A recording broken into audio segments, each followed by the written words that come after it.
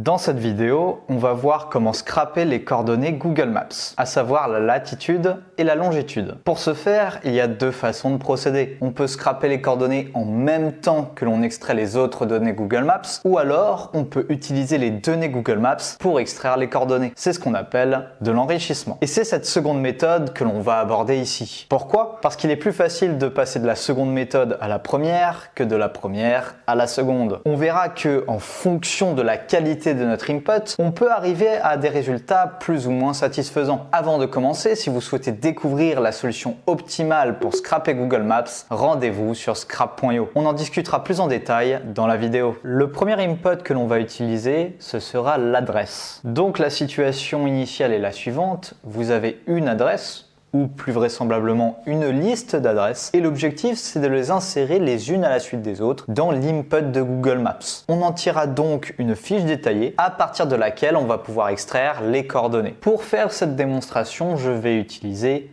Octoparse. Je vais taper l'URL en question, donc google.com/maps. Je clique sur Start et voici ma tâche. Là, je vais faire l'exemple pour une seule adresse, pour des raisons de simplicité. Je vais activer le browse mode pour enlever la pop-up. Je la désactive et là, je vais pouvoir insérer dans mon input, je vérifie bel et bien que j'ai un input, mon texte.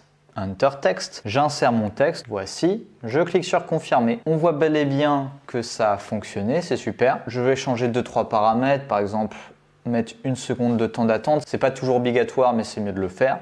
Et par la suite, je vais taper sur le bouton Entrée. Je tape sur Entrée, je mets un timeout de 1 seconde, on verra si on met plus. Et Load with Ajax à 5 secondes par exemple. Voici. Et vous voyez qu'alors que je n'ai touché à rien d'autre, ça a tapé sur Entrée, ça a simulé le fait que j'ai tapé sur le bouton Entrée. Et nous voici sur la fiche en question. Vous allez me dire, très bien, mais maintenant comment est-ce qu'on fait pour extraire les coordonnées? Elles ne sont pourtant pas visibles sur la fiche en question. Mais il ne faut pas rechercher sur la fiche en réalité. Il faut rechercher au niveau de l'URL. Vous voyez que les coordonnées sont notées juste ici. On a d'abord la latitude, une virgule suivie de la longitude. Une fois que je sais ça, je vais pouvoir extraire les données. Pareil, mettre un temps d'attente de 5 secondes par exemple. Cliquer sur Apply et je vais faire Add Custom Field, Page Level Data et Page URL. J'ai donc mon URL, il ne reste plus qu'à le décomposer pour obtenir la latitude et la longitude. Et je vais modifier les données en cliquant sur More, Clean Data, Add Step et Match with Regular Expression. En d'autres termes, on va devoir écrire une regex. Alors, il est assez difficile de rentrer en détail dans les regex en 2 minutes, mais sachez qu'une regex, c'est une formule qui va nous permettre d'identifier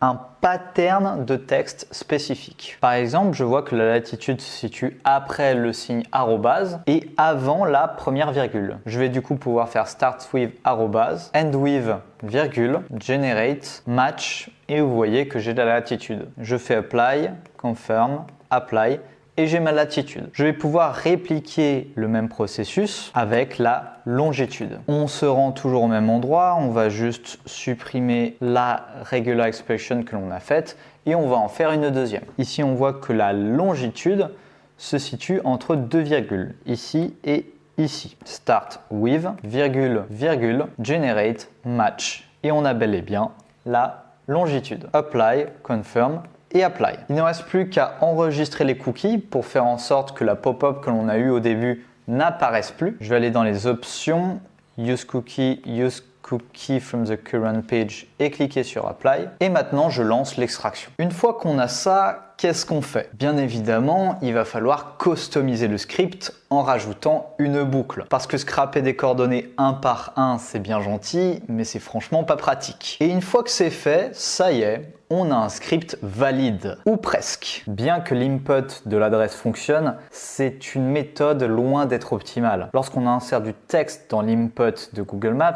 deux options s'offrent à nous. Soit on n'obtient qu'un seul résultat et on arrive directement à la fiche détaillée, auquel cas on peut parfaitement extraire les coordonnées sans problème, mais si jamais on obtient 2 résultats ou plus, comme c'est le cas ici, on obtiendra du coup une erreur. La latitude et la longitude ne seront pas précises et on se retrouve condamné à devoir cliquer sur un des 2 résultats en espérant tomber sur le bon. Et c'est ça le problème. Lorsqu'on utilise l'adresse comme input, on utilise un input assez peu précis. On joue à la roulette. Dans la majorité des cas, ça va fonctionner, mais il y aura toujours un cas sur 10, 2 cas sur 10 où ça ne va pas être le cas. Donc si vraiment vous devez utiliser l'adresse comme input, faites au moins en sorte que l'adresse soit la plus précise possible. On peut toujours faire une concaténation. Ça fonctionne, mais encore une fois, ça reste du bricolage. Plutôt que d'utiliser l'adresse comme input, on privilégiera souvent la Places ID. La Place ID, théoriquement, est une façon plus précise de procéder, étant donné qu'à chaque Place ID est associée une seule et unique entreprise. Mais pour obtenir les coordonnées à partir de la Place ID,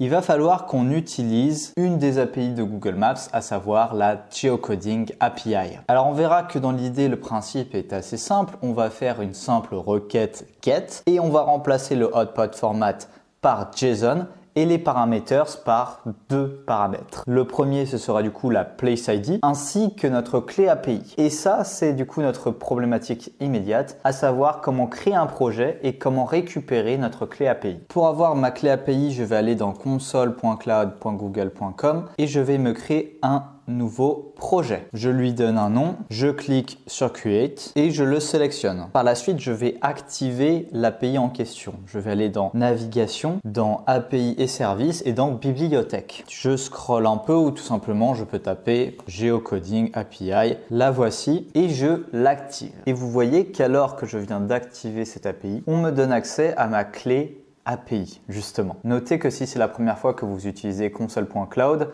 vous allez également devoir vous créer un compte de facturation étant donné que l'API Google Maps est une API payante. Et si je souhaite récupérer ma clé, je vais dans Keys et Credentials et la voici. Maintenant, on va écrire notre code. Encore une fois, développeur, ce n'est pas mon métier, mais là, on va faire quelque chose de très simple. On va importer request et importer JSON et on va lancer une request.get avec l'URL en question. Je vais dans la documentation, je copie, je colle et on a dit qu'on remplaçait le hotspot format par JSON. On peut également le remplacer par du XML. Et le parameters par une place ID. Alors, il me semble que c'est place ID est égal. J'insère une place ID, je mets et j'insère ma clé. Voici ma clé API. Je ferme. On n'a pas d'erreur. On a un status code de 200, c'est bien. Et si jamais je fais r.json, on a quelque chose qui semble cohérent. Et surtout, vous voyez qu'on a bel et bien la latitude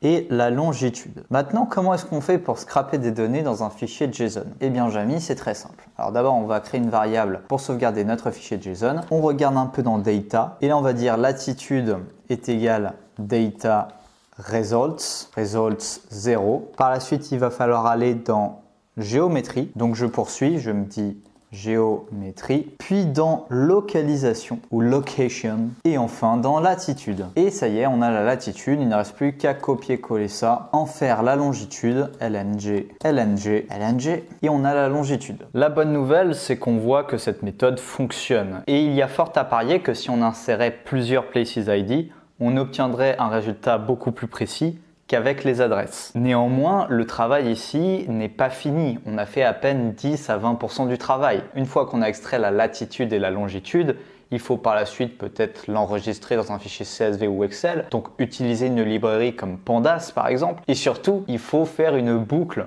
pour insérer toutes les places ID les unes à la suite des autres. Mais à la rigueur, s'il n'y avait que ça irait. C'est juste un peu plus de travail, on peut se le permettre. Non, le vrai problème ici, c'est que la places ID, c'est une information très difficilement scrapable. Alors bien évidemment, vous avez des moyens d'obtenir des places ID un par un, mais ça reste encore une fois du bricolage. Donc finalement, quel choix s'offre à nous? On a le choix entre une adresse facilement scrapable mais peu précise, une place ID très précise mais difficilement scrapable. Du coup, qu'est-ce qui reste? Il reste le troisième type d'input, à savoir des données comme le site internet, le téléphone ou l'adresse email. Et ça, il faut qu'on en parle. Ou pour être plus spécifique, on peut partir de 4 types de données. Le site internet, mais aussi le nom de domaine, le téléphone international ou l'adresse email. Et le principe est le suivant. À partir de une de ces 4 données, on va pouvoir récupérer toutes les autres données Google Maps. On récupère bien évidemment ces données si et seulement si elles sont présentes sur la plateforme. Le problème ici, c'est que ce n'est pas quelque chose que l'on peut faire avec l'API de Google Maps. Ce n'est pas possible. En revanche, on peut parfaitement obtenir ce résultat avec Scrap.io. Scrap.io, c'est le boss final du web scrapping sur Google Maps. On peut obtenir un fichier de leads en définissant une catégorie, une localisation, en apposant certains filtres, comme par exemple en disant que l'on souhaite obtenir les leads contenant au minimum une adresse email, et par la suite on a notre fichier CSV ou Excel. Le tout en l'espace de quelques clics, mais littéralement quelques clics. En cliquant sur le lien en description, vous pouvez obtenir vos 100 premiers leads gratuitement. Et bien que Scrap.io soit une plateforme où vous pouvez scraper Google Maps sans coder, vous pouvez également faire usage de notre API. Comme d'habitude, on va import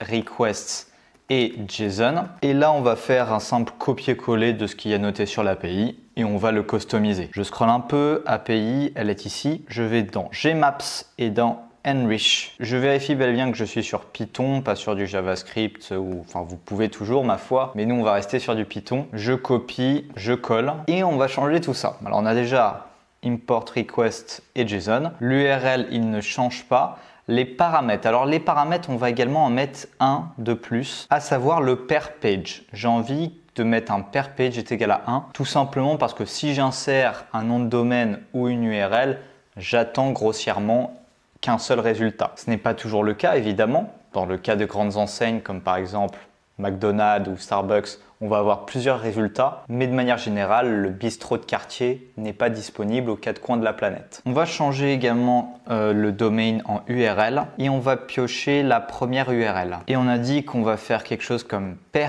page est égal à 1. Après, il y a l'autorisation. Il faut simplement remplacer le XXXXX par notre clé API. Notre clé API que l'on va devoir créer. Je retourne sur Scrap.io et une fois que j'ai créé mon compte, j'ai accès à mon dashboard ou mon tableau de bord en français. Je clique sur mon profil et je vais dans Sécurité. Je clique sur Clé d'API et je vais pouvoir créer ma nouvelle clé très facilement. J'ai Maps, créer. Et là, il est très important de copier notre clé API, de la sauvegarder quelque part, tout simplement parce que par la suite, on ne pourra plus y avoir accès. C'est bon, je l'ai bien sauvegardé et je remplace XXX par ma clé API. On a response request.get URL params headers. Je vais faire data est égal response.json. Je lance la cellule, je n'ai pas d'erreur. Et est-ce que j'ai quelque chose? Si je vais dans data, restaurant Gavroche avec la latitude et la longitude. De la même manière, pour identifier les deux types d'éléments, je vais pouvoir faire data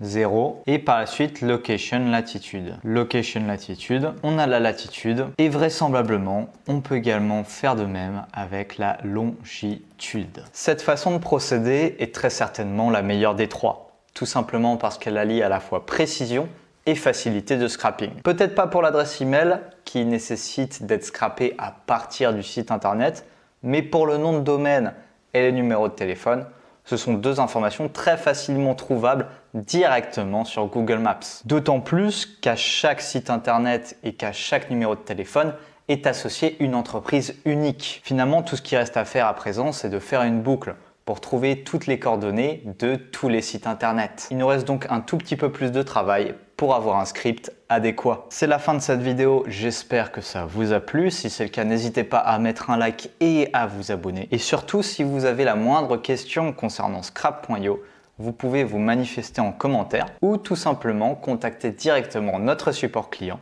sur Scrap.io. Je vous dis à la prochaine.